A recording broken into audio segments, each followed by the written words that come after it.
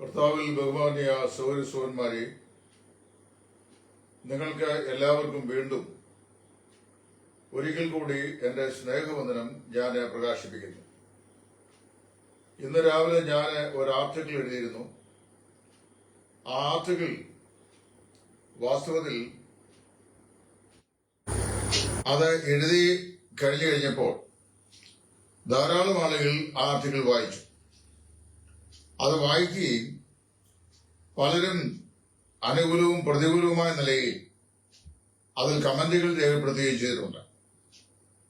ഈ കമന്റുകൾ എന്ന് പറയുന്നത് ഓരോരുത്തരും ഒരു വിഷയത്തെ സംബന്ധിച്ച് അവർ മനസ്സിലാക്കിയിട്ടുള്ള അല്ലെങ്കിൽ അവരുടെ മനസ്സിൽ വെച്ചിട്ടുള്ള ധാരണയുടെ അടിസ്ഥാനത്തിലാണ് അവർ കമന്റുകൾ പറയാറുള്ളത്.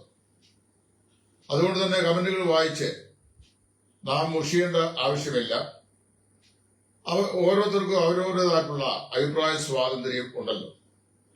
ആ അഭിപ്രായ സ്വാതന്ത്ര്യം വിളിച്ചതിൽ ഞാനും എനിക്ക് അങ്ങനെ യാതൊരുവിധമായ പ്രയാസങ്ങളും അതേക്കുറിച്ച് തോന്നിയില്ല. എന്നാൽ ഇവിടെ ഞാൻ പറയാൻ ഉദ്ദേശിച്ച വിഷയം അല്ലെങ്കിൽ ഞാൻ സംസാരിക്കാൻ വന്ന വിഷയം is ornamental wearing a sin എന്നുള്ളതാണ്. ആഭരണം ധരിക്കുന്നത് പാപമാണ്. പല ആളുകൾ എന്നോട് ഇതേക്കുറിച്ച് ചോദിച്ചിട്ടുണ്ട്. ആഭരണം എന്ന് പറയുന്നത് പുതിയ നിയമ ഉപദേശപ്രകാരം ഒരു പാപമാണോ എന്നുള്ളതാണ് പറഞ്ഞു ചോദിച്ചിട്ടുള്ളത്. ഞാൻ മനസ്സിലാക്കുന്നിടത്തോളം ഈ ആഭരണം എന്ന് പറയുന്ന വിഷയം ഒരു പാപത്തിന്റെ പട്ടികയിലേക്ക് വരുന്നു എന്നുള്ളത് എനിക്ക് തോന്നുന്നില്ല. എന്റെ വ്യക്തിപരമായ അഭിപ്രായമാണ് ഞാൻ പറയുന്നത്. ദൈവ വചനത്തിലൂടെയും ഞാൻ കടന്നുപോയിട്ട് എനിക്ക് മനസ്സിലാക്കുന്ന കാര്യമാണ് ഞാൻ പറയുന്നത്. ഏതെങ്കിലും ഒരു സഭയോ ഒരു പ്രസ്ഥാനമോ അവരുടെ ഒരു നല്ല മാതൃകയായി പിൻപറ്റിയ ഒരു കാര്യം ഒരു ഉപദേശമായി മാറ്റി വെക്കുമ്പോൾ അത് ഉപദേശമായി അംഗീകരിക്കണം എന്ന് അതിൽപ്പെട്ട എല്ലാവരും ഒരുപോലെ ചിന്തിക്കുന്നത് ശരിയല്ല. ഇപ്പൊ എന്നോട് ആ ലേഖനം എഴുതിയപ്പോൾ തന്നെ ഒന്ന് രണ്ട് ആൾ ചോദിച്ചു, ഈ ലേഖനം എഴുതിയ സഹോദരനും ഭാര്യ എന്താണ് ആഭരണം ധരിക്കാത്തത്? ന്യായമായ ചോദ്യമാണ്. ഞങ്ങള് ആഭരണം ധരിച്ചിട്ടില്ല, മേലിൽ ധരിക്കാൻ ആഗ്രഹിക്കുന്നതുമില്ല. പിന്നെ അപ്പോൾ ഒരു പടികൾ കടന്നു പറഞ്ഞു കഴിഞ്ഞാൽ ആഭരണം വാങ്ങിച്ചിടാനുള്ള പണവും എനിക്കില്ല, ഞാൻ അതിനുള്ള താല്പര്യമുള്ള ആളല്ല. പിന്നെ എന്തിനാണ് ഇതിനെ വക്കാലത്ത് പറഞ്ഞെന്നാവുന്ന ആൾക്കാരോട് ചോദിച്ചത്. ഞാനിവിടെ വക്കാലത്തും പറഞ്ഞില്ല. നമ്മളൊരു വിഷയത്തെ ശരിയായി പഠിക്കണം. വിശുദ്ധ വേദപുസ്തകത്തിൽ എവിടെയും ഞാൻ മനസ്സിലാക്കുന്നത് ഒരു ക്രൈസ്തവ സഭ ഉപദേശ വിഷയങ്ങളെ ക്രമീകരണം ചെയ്യുമ്പോൾ കർത്താവ് ഈ വക കാര്യങ്ങളെക്കുറിച്ച് എന്തെങ്കിലും പഠിപ്പിച്ചിട്ടുണ്ടോ? സ്ലീഹ ഉപദേശം നമുക്ക് അതിന് ലഭിച്ചിട്ടുണ്ടോ? ആദിമ സഭാപിതാക്കന്മാരും ആദിമസഭയും ഈ വക കാര്യങ്ങൾ അത് ആ നിലയിൽ പ്രായോഗികമായി കൈക്കൊണ്ടിട്ടുണ്ടോ? ഇത്യാദി വിഷയങ്ങളെക്കുറിച്ചുള്ള സൂക്ഷ്മമായ അവലോകനത്തിന് ശേഷമാണ് നാം അത് സ്വീകരിക്കാറുള്ളത്. വാസ്തവത്തില് നമുക്കൊക്കെ പറ്റിക്കുന്ന ഒരു വലിയ അബദ്ധം ഞാൻ പറയാം. ഞാൻ ഉൾപ്പെടെ ഉള്ളവരുടെ കാര്യമായി പറയുന്നത്. അതായത് നമ്മൾ ദൈവിക വെളിപ്പാടുകളിലെ അല്ലെങ്കിൽ വെളിപ്പാടുകളുടെ പ്രകാശനത്തിന് അനുസരിച്ച് അല്ലെങ്കിൽ അതാത് സമയത്ത് ലഭിച്ച ബൈബിളിന്റെ പ്രകാശനത്തിനനുസരിച്ച് ഉപദേശ വിഷയങ്ങളെ ക്രോഡീകരിക്കുകയും അത് മനസ്സിലാക്കുകയും ചെയ്യുന്ന ആളുകളാണ്. നമുക്ക് മുന്നമേ ഇപ്പൊ ഞാൻ നിൽക്കുന്ന പ്രവർത്തന പ്രസ്ഥാനം 1824 25 ആണ് രംഗത്ത് വരുന്നത്. അതിനുശേഷം 1901 എനിക്ക് തോന്നുന്നു ഇവിടെ ഈ മലയാളക്കരയിൽ ഇത് ഉണ്ടാവുന്നത്. അപ്പൊ അങ്ങനെയാണെങ്കിൽ അതിനു മുമ്പ് തന്നെ, അതായത് 1-ാം നൂറ്റാണ്ട് മുതലേ ദൈവസഭ ഉണ്ടായിരുന്നു. ദൈവസഭയിലെ അംഗങ്ങളായ കർത്താവായ യേശു ക്രിസ്തു വിശ്വസിച്ച് രക്ഷിക്കപ്പെട്ട വിശ്വാസ സമൂഹം ഇവിടെ ഉണ്ടായിരുന്നു. ആ വിശ്വാസ സമൂഹത്തിൽ 1-ാം നൂറ്റാണ്ട് മുതൽ ഇങ്ങോട്ടുള്ള ആളുകൾ അവരെ എന്തെല്ലാം കാര്യങ്ങൾ സ്വീകരിച്ചിരുന്നു അല്ലെങ്കിൽ സ്വീകരിച്ചിരുന്നില്ല എന്നതിനെ സംബന്ധിച്ചുള്ള ഒരു വ്യക്തമായ രൂപരേഖയൊന്നും നമുക്ക് ലഭിച്ചിട്ടില്ല. പ്രവൃത്തികളുടെ പുസ്തകത്തിന്റെ ആദ്യ അധ്യായങ്ങളിൽ നിന്നാണ് അല്ലെങ്കിൽ ആ പ്രവൃത്തികളുടെ പുസ്തകത്തിൽ നിന്നാണ് വാസ്തവത്തിൽ അപ്പോസ്തലന്മാർ എന്താണ് ചെയ്തിരുന്നത് എന്നതിനെ സംബന്ധിച്ചുള്ള ഏകദേശമായ ഒരു രൂപരേഖ നമുക്ക് ലഭിക്കുന്നത്. ഇപ്പൊ ചില ആൾ വന്ന് അപ്പോസ്തലന്മാർ മാലയിട്ടോ, ഇന്നാണ് അവിടെ ചോദിച്ചത്, ടെലിഫോൺ ചെയ്ത് ചോദിച്ചാണ് അപ്പോസ്തലന്മാർ മാലയിട്ടോ അവര് മോതിരം ഇട്ടോ എന്ന് ഞാൻ എങ്ങനെ അറിയുന്ന കാര്യം? അപ്പോസ്തലന്മാർ ജീവിച്ചിരുന്നത് 2024 വർഷം മുമ്പല്ലേ, അല്ലെ 2000 വർഷം മുമ്പല്ലേ അവർ ജീവിച്ചിരുന്നത്. അപ്പോസ്തലന്മാർ എത്ര നേരം ഭക്ഷണം കഴിച്ചു എന്ന് നമുക്കറിയാമോ? നമ്മൾ അതേക്കുറിച്ച് ചോദിച്ചിട്ടില്ല. നമ്മൾ ഇങ്ങനെയുള്ള ചില ബാലസ്യമായ ചോദ്യങ്ങളല്ല ചോദിക്കേണ്ടത്. വാസ്തവത്തില് ഇവിടെ ഇന്ന് കഴിഞ്ഞ ദിവസം ഒരാളോട് പറഞ്ഞു, ഈ സുന്ദരം എന്ന ദേവാലയ ഗോപുരത്തിന്റെ വാതിലിരിക്കുന്ന മുടന്തനോട് പത്രോസ് യോഹന്നാൻ പറയുകയാണ്, വെള്ളിയും പൊന്നും ഞങ്ങൾക്കില്ല, ഞങ്ങൾക്കുള്ളത് നിനക്ക് തരുന്നു. നസ്രയനായി യേശുവിന്റെ നാമത്തിൽ എഴുന്നേറ്റ് നടക്കുക. ഉടൻ തന്നെ അവൻ നടന്നും തുള്ളിയും പാടിയും ദൈവത്തെ പൂഴ്ത്തിയും കൊണ്ട് അവരോടുകൂടെ ദേവാലയത്തിലേക്ക് പോയി വായിക്കുന്നു. അപ്പൊ ഞാൻ ഒരു ലേഖനം എഴുതിയിട്ടപ്പോൾ ഒന്ന് രണ്ടാൾ പറഞ്ഞു, അത് അപ്പോസ്തലന്മാരെ ഉദ്ദേശിച്ചത് അവർക്ക് സ്വർണമില്ല എന്നാണ്. അവർക്ക് സ്വർണമില്ല എന്നൊരു ചിന്ത അവരുടെ മനസ്സിനകത്ത് അതിന് 7 അരൂപത് പോലും വന്നിട്ടില്ല. ഇതൊക്കെ നമ്മുടെ ദുർവ്യാഖ്യാനങ്ങളാണ്. അവര് പറയുന്ന പൊൻവെള്ളി നാണയങ്ങളാണ് ഉണ്ടായിരുന്നത്. കാര്യം കർത്താവായ യേശു ക്രിസ്തു ദേവാലയം ചെല്ലുമ്പോൾ ദേവാലയം ശുദ്ധീകരിക്കുന്ന സമയത്ത് പൊൻവെള്ളി നാണയം ക്രയവിക്രയം ചെയ്യുന്ന ആൾക്കാരെ കണ്ടുവെന്നാണ് വായിക്കുന്നത്. അവരുടെ മേശകളെ മറിച്ചു കളഞ്ഞു. അപ്പൊ പൊന്ന് വെള്ളി മുതലായ നാണയങ്ങൾ അത് നിലവിലുണ്ടായിരുന്നു. പത്രോസ് പറയാണ്, ഞങ്ങളുടെ ഈ പൊന്നും വെള്ളി എന്ന് പറഞ്ഞാൽ പൊന്നാണയങ്ങളും ഞങ്ങളുടെ ഇല്ല, വെള്ളി നാണയമില്ല. ഭിക്ഷക്കാരൻ എവിടെ ഇരിക്കുന്ന ഭിക്ഷ വാങ്ങിക്കാനും അല്ല, മാല വാങ്ങിക്കാനും മോതിരം വാങ്ങിക്കാനും ആംഗിലേറ്റ് വാങ്ങിക്കാനും അല്ല. അവൻ പറഞ്ഞു, ഞങ്ങളുടെ ഇതില്ല എന്ന് പറഞ്ഞാൽ ഞങ്ങളുടെ ഈ പൈസ ഇല്ലെന്ന് അതിന്റെ അർത്ഥം. എന്നാൽ ഞങ്ങൾക്ക് ദൈവാത്മശക്തിയുണ്ട്, ഞങ്ങൾ അത് നിങ്ങൾക്ക് തരാം. അപ്പൊ ദൈവാത്മശക്തിയാണ് അവനെ എഴുന്നേറ്റ് നടക്കുവാൻ ഇടയായിത്തീർന്നത്. അപ്പൊ പത്രോസും യോഹന്നാനും പൊന്നും വെള്ളിയും ഞങ്ങൾക്കില്ലെന്ന് പറഞ്ഞാൽ അവർ ആഭരണ വിരോധികളായിരുന്നു എന്നാണ് ഒരു കൂട്ടം ആളുകൾ വ്യാഖ്യാനിക്കുന്നത്. ഈ ആഭരണ വർജനം എന്ന് പറയുന്നത് കേരളത്തിൽ വന്നത് എങ്ങനെയാണെന്ന് ഞാൻ എന്റെ ഇന്നത്തെ ലേഖനത്തിൽ അത് എഴുതിയിട്ടുണ്ട്. അതായത് വേർപാട് പ്രസ്ഥാനം ആരംഭിക്കുന്നതിന് മുമ്പ് തന്നെ ആരംഭിച്ച രണ്ട് പ്രസ്ഥാനങ്ങളുണ്ട്. അതിലൊന്നാണ് യുസ്തൂസ് ജോസഫിന്റെ വിദ്വാൻകുട്ടി അച്ഛന്റെ സഭാ പ്രസ്ഥാനം. അദ്ദേഹം നിങ്ങൾ അറിയുന്ന പോലെ വളരെ വലിയൊരു സംസ്കൃത പണ്ഡിതനും പാലക്കാട് സ്വദേശിയും ആഠ്യത്വമുള്ള ഒരു ബ്രാഹ്മണ കുടുംബത്തിൽ ജനിച്ചയാളും ഒരു നല്ല പാട്ടുകാരൻ, അതായത് ചിട്ടയായി കർണാട്ടിക് രാഗത്തിൽ ശാസ്ത്രീയ സംഗീതം രചിക്കുവാനും പാടുവാനും കഴിവുള്ള ഒരു മികവുറ്റ ഗായകനും ഒരു മികവുറ്റ വാഗ്മിയും ഒരു നല്ല വേദപണ്ഡിതനുമായിരുന്നു. അദ്ദേഹം ആവേശത്തോടെ കർത്താവിനെ കൈക്കൊണ്ടയാളാണ്. അദ്ദേഹം മുഖാന്തരം രക്ഷയിലേക്ക് കടന്നു വന്ന ആയിരങ്ങൾ പതിനായിരങ്ങളുണ്ട്. അദ്ദേഹത്തിന്റെ കാലത്തെ കർത്താവായ യേശു ക്രിസ്തുവിന്റെ ശീഘ്രമായിരിക്കുന്ന ആഗമനത്തെ കുറിച്ചുള്ള പ്രത്യാശബദ്ധം അദ്ദേഹം തന്നെ ഒരാഹ്വാനം ചെയ്തു. പൊന്നും വെള്ളിയും മിന്നും നമുക്ക് വേണ്ട, അതെല്ലാം ഉപേക്ഷിക്കാൻ പറഞ്ഞു. അതെല്ലാം ആളുകൾ ഉപേക്ഷിച്ചു. അങ്ങനെ അദ്ദേഹമാണ് വാസ്തവത്തിലെ പൊന്ന് വെള്ളി മുതലായ സംഗതികളുടെ ഉപേക്ഷണം ഇവിടെ ആദ്യമായി സമാരംഭിക്കുന്നത്. രണ്ടാമത് ചെയ്തത് മഹാകവി സൈമൺ സാറിന്റെ വിയോജിത പ്രസ്ഥാനമായിരുന്നു. വിയോജിത എന്ന വാക്കിന്റെ അർത്ഥം തന്നെ നിലവിലുള്ളതിനോട് യോജിക്കാത്തതെന്നാണ് അതിന്റെ അർത്ഥം. നിലവിലുള്ളത് പറഞ്ഞാൽ അദ്ദേഹം ഇവിടെ ഈ സെന്റ് തോമസ് മാർത്തോമ പള്ളിയുടെ ഇടവകയുടെ അംഗമായിരുന്നു.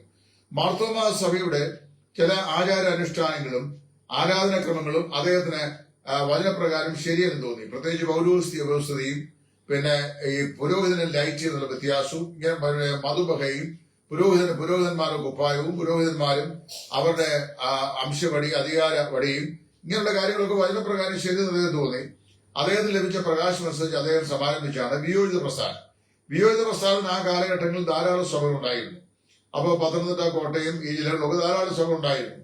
വിയോജിത പ്രസ്ഥാനത്തിൽ വന്ന സൈമൺ സാറും അവരോട് ചേർന്ന് വന്ന വിശ്വാസികളായ ആളുകളും മറ്റുള്ള ആളുകൾ, അതായത് നമ്മൾ എപ്പിസ്കോപ്പൽസ് വിളിക്കുന്ന സമുദായക്കാർ വിളിക്കുന്ന എപ്പിസ്കോപ്പൽ സഭാംഗങ്ങള് അവരെ കൈക്കൊള്ളുന്ന നിലപാടിൽ നിന്ന് വ്യത്യസ്തമായ ഒരു നിലപാട് കൊള്ളുന്ന ഒരു സമൂഹം എന്ന അർത്ഥത്തിലാണ് വിയോജിതർ എന്നവരെ അറിയപ്പെട്ടത്.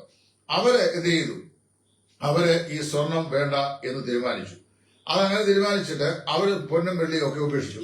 സ്വർണമെല്ലാം അവരെ ഉപേക്ഷിച്ചു. അവരതെല്ലാം ഉപേക്ഷിച്ച ശേഷം നമ്മൾ വായിക്കുന്നത് ആ ഉപേക്ഷണത്തിലൂടെ അന്ന് അവര് ഈ പൊന്നും വെള്ളി മാത്രം ഉപേക്ഷിച്ചത് വെറ്റില കൃഷി ചെയ്ത് ജീവിച്ച പിതാക്കന്മാരായ ആളുകൾ, അതുകൊണ്ട് ഉപജീവനം കഴിച്ച് വീട്ടില് കഞ്ഞി വെക്കാൻ അരി വാങ്ങിച്ചിരുന്ന പിതാക്കന്മാരോട് പറഞ്ഞു വെറ്റില കൊടി വെട്ടിക്കളയണം. അപ്പൊ വെറ്റില കൊടിയൊക്കെ അവർ വെട്ടി. കമുക് അടയ്ക്ക വെറ്റില മുറുക്കുന്ന ആളുകൾ കമുക് അത് വേണ്ട നമുക്ക് പറഞ്ഞു കമുക് വെട്ടിച്ചു.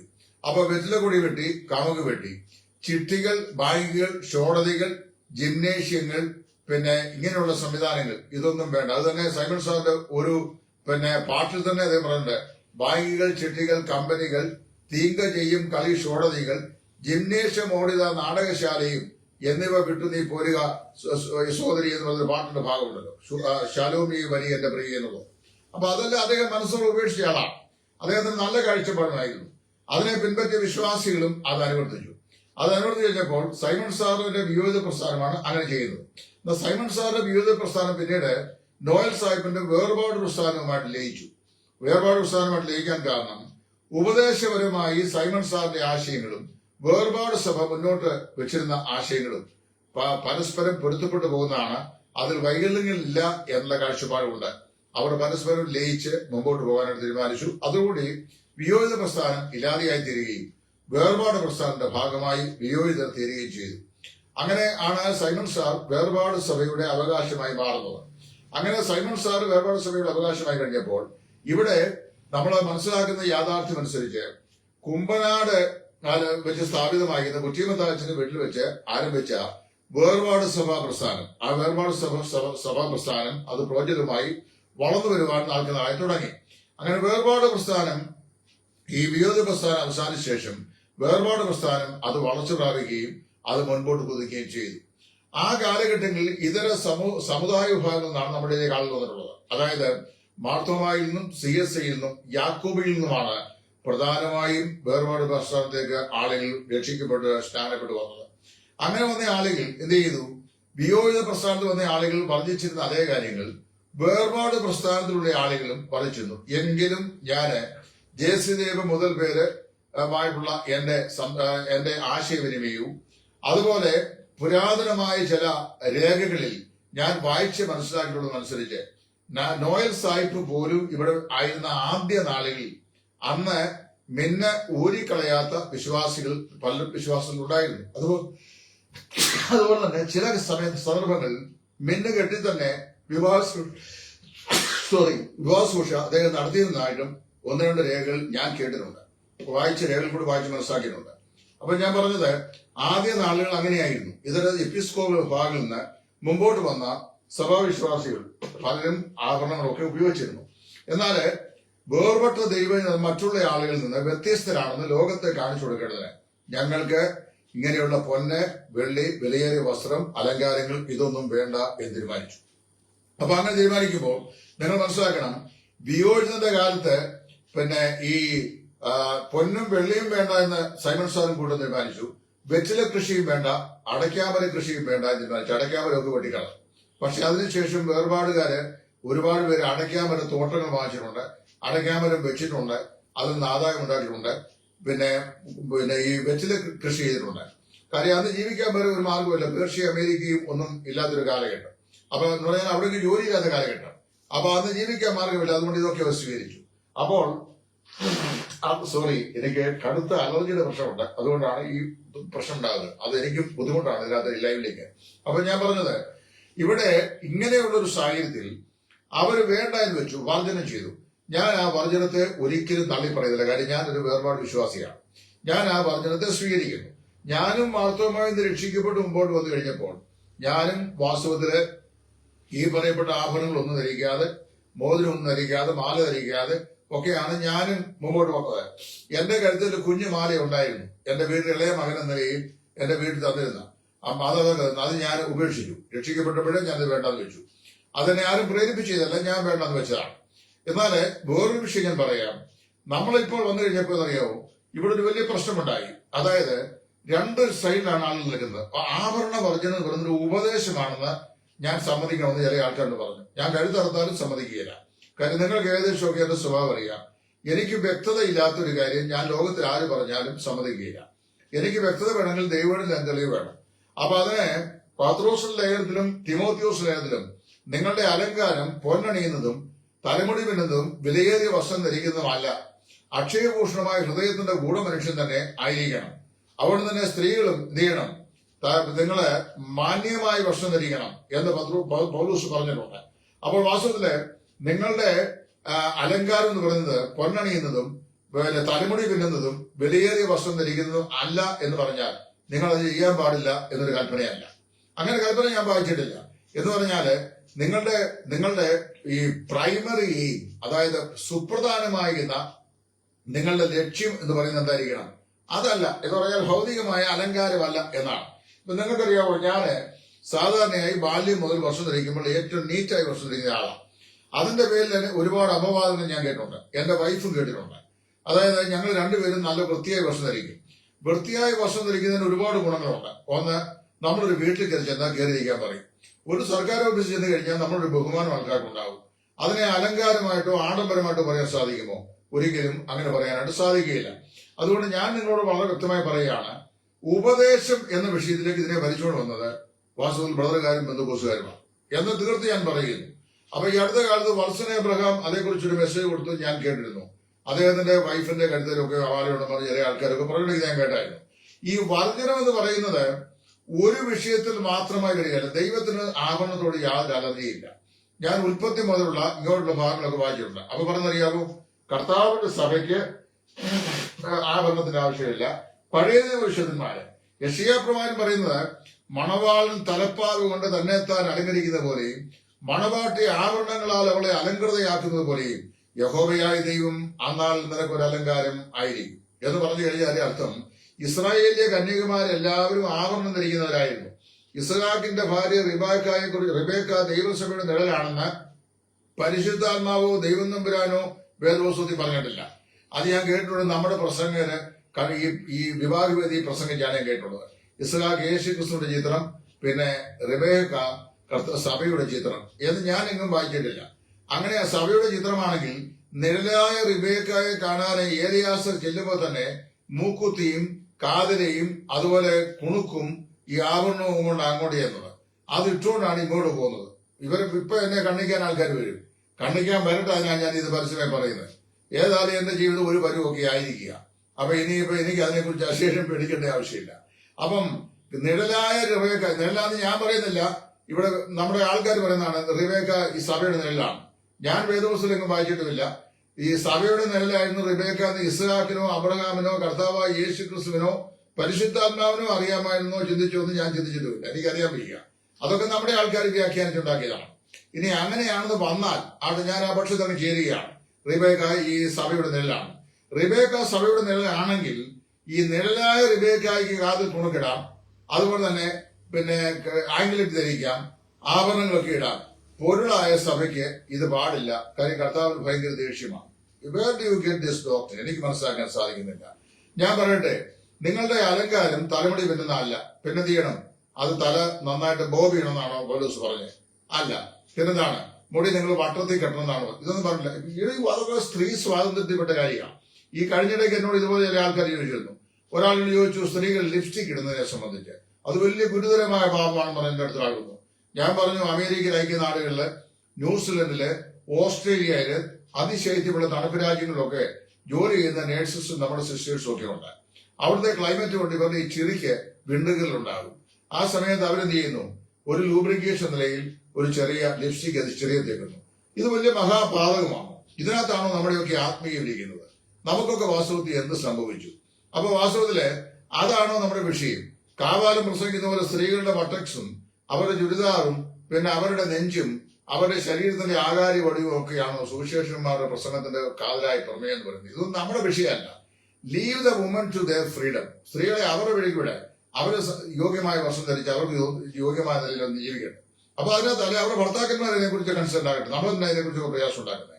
അപ്പൊ ഞാൻ പറഞ്ഞത്, അപ്പൊ മുടി പിന്നുന്ന അല്ല എന്ന് പറഞ്ഞാൽ സ്ത്രീ മുടി പിന്നാൻ പാടില്ല എന്നൊരു ഉപദേശമല്ല അവിടെ.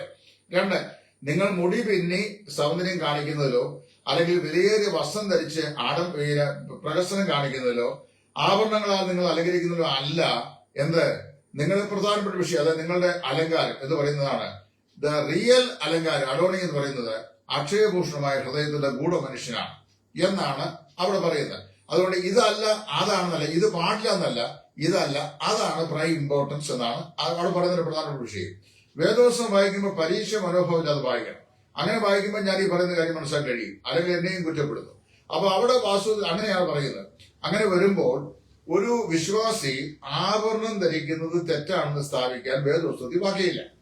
കാരണം അറിയാം, വാക്കിൽ പറഞ്ഞു കഴിഞ്ഞാൽ 10 ദിവസം തിമോത്തിയോസ് പറയുന്നത് ഈ 2 വാക്കുകളാണല്ലോ ഇതും ഉയർത്തിക്കൊണ്ട് ഉപദേശം എന്ന് പറയുന്നത്. ഇത് ഏതാ ഉപദേശം? അങ്ങനെയാണെങ്കിൽ 1800 പാതിയിൽ അല്ലെങ്കിൽ ഈ ഏർലി ക്വാർട്ടറിൽ സമാരംഭിച്ച പ്രഥമ പ്രസ്ഥാനവും അതുപോലെ തന്നെ അതിനുശേഷം ബദലിൽ നിന്ന് ഉത്ഭവിച്ച പെന്തക്കോസ്ത് പ്രസ്ഥാനവും അതിനോട് സമകാലികമായിരുന്ന യോയോ മത പ്രസ്ഥാനം, യുസൂസ് യോസഫ് പ്രസ്ഥാനവും വരുന്നതിന് മുമ്പ് കോടാനുകൂടി വിശുദ്ധന്മാർ ഈ ഭൂമിയിൽ ജനിച്ച് ജീവിച്ച് മൺമറഞ്ഞിട്ടുണ്ട്. അവർ നിത്യതയിൽ പോയിട്ടുണ്ട്. അവരൊക്കെ മാതൃകയില്ലാത്തവരായിരുന്നു. അങ്ങനെ നമ്മൾ ഒരിക്കലും ചിന്തിക്കാൻ പാടില്ല. അപ്പൊ നമ്മൾ മനസ്സിലാക്കേണ്ട വിഷയം, നമ്മുടെ പ്രധാനപ്പെട്ട അലങ്കാരം എന്ന് പറഞ്ഞാൽ ഇതൊന്നും അല്ല എന്നാണ്. അപ്പൊ ഞാൻ ന്യായമായ ഒരു ചോദ്യം ചോദിച്ചു. എന്നോട് തന്നെ ആൾക്കാർ ചോദ്യം, ആ ചോദ്യം ഞാൻ ചോദിക്കുമ്പോൾ ഒരുത്തൻ നാൾ എഴുതി, ഇതൊക്കെ ഞാൻ തന്നെ എഴുതിയ ചോദ്യം. ഞാൻ എഴുതുന്ന ചോദ്യമല്ല, ഞാൻ സോഷ്യൽ മീഡിയയിൽ ഇരിക്കുന്നു. there are several people who ask me questions. എന്നോട് ചോദിക്കുന്ന ആൾക്കാരുണ്ട്. അപ്പൊ ചോദിച്ചു, ഒരുത്തനെ കാറ് വേണം, യാത്ര ചെയ്യണം, മഴ നനയാതെ പോകാൻ കാറ് വേണം.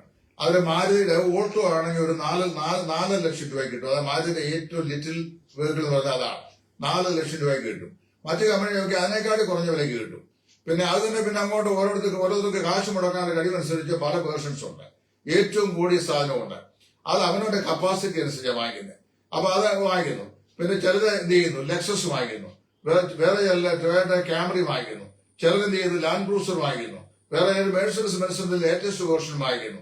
ഇനി ഏറ്റവും കോടിയുള്ളവൻ ലംബോർഗിനി വാങ്ങിക്കുന്നു. അപ്പൊ ഞാൻ ചോദിക്കുന്നത്, ഇതെല്ലാം വാങ്ങി ഉപയോഗിക്കുന്നുണ്ട്. നിങ്ങൾക്ക് അലങ്കാരം വേണ്ട എന്നുള്ള പ്രമാണമാണ്, കാര്യം ഈ ആഭരണം ഉപയോഗിക്കുന്ന അലങ്കാരമാണ്, അത് പാപമാണെന്നുള്ള ചിന്തയാണ് എന്ന് നിങ്ങളെ ഭരിക്കുന്നെങ്കിൽ നിങ്ങൾക്ക് മാരുതിയുടെ ഒരു ഓട്ടോ വണ്ടി പോലെ സഞ്ചരിക്കാൻ. കാര്യം അതിന്റെ കൂടിയ വേർഷൻ ഇരട്ടികായോ, പിന്നെ അല്ലെങ്കിൽ ഇങ്ങോട്ട് പോകുമ്പോൾ 22 ലക്ഷം രൂപയുടെ 25 ലക്ഷം രൂപയുടെ പിന്നെ ഈ ഇത് വല്ലതും ആവശ്യമുണ്ട്. ഈ അർബൻ ക്രൂസറും ഒക്കെ ആവശ്യമുണ്ടോ? സാധാരണ വാഹനം പോലെ അതിന്റെ ആവശ്യമല്ലേ ഉള്ളൂ. അത് നിങ്ങൾ ചെയ്യുന്നില്ല. അത് വലിയ വില കൂടിയ വാഹനം പോയി വാങ്ങിക്കും. വിവാഹത്തിന് 1979 ഞാൻ കൃത്യമായി ഓർക്കുന്നത്, എനിക്ക് ഓർമ്മയുള്ളതാണ്. 1979 20,000 രൂപയ്ക്ക് ഒരു വിവാഹത്തിന് സാരി വാങ്ങിച്ചു വന്നത് എന്റെ അയലോക്കത്തുണ്ടായിരുന്ന ഒരു സഹോദരിക്ക് ഇഷ്ടപ്പെടാഞ്ഞിട്ട് അത് തിരിച്ചു കൊടുത്തിട്ട് 50,000 രൂപയുടെ സാരി വാങ്ങിച്ച് എനിക്ക് ഓർക്കണം. അന്നത്തെ കാലത്താണ് ഓർക്കണം. ഇന്ന് 5 ലക്ഷം രൂപ വിലയാകും.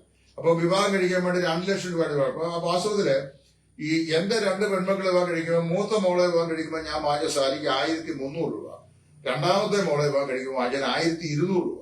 അപ്പൊ ഈ ടെക്സ്റ്റൈൽ ഷോപ്പുകാർ പോലും ദേഷ്യപ്പെട്ടു, ഇത് അങ്ങനത്തെ സാരി ഒന്നും ഇപ്പൊ ഇവിടെ ഇല്ലെന്ന് തോന്നും. അതാണ് ഞാൻ വാങ്ങിച്ച സാധനം. എനിക്ക് അതിന്റെ ആവശ്യമുള്ള കാര്യം അന്നത്തെ ഒരു ദിവസത്തെ പർപ്പസേ ഉള്ളൂ, പിന്നീട് അത് ഉപയോഗിക്കാൻ പോകുന്നില്ല.